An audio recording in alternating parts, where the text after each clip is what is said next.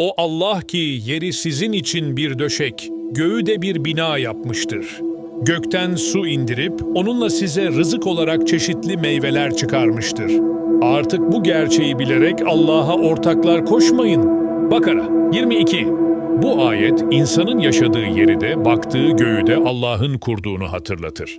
Yeryüzü yaşamanız için hazırlandı, gök bir düzen içinde yükseltildi, su indirildi ve onunla rızık meydana geldi.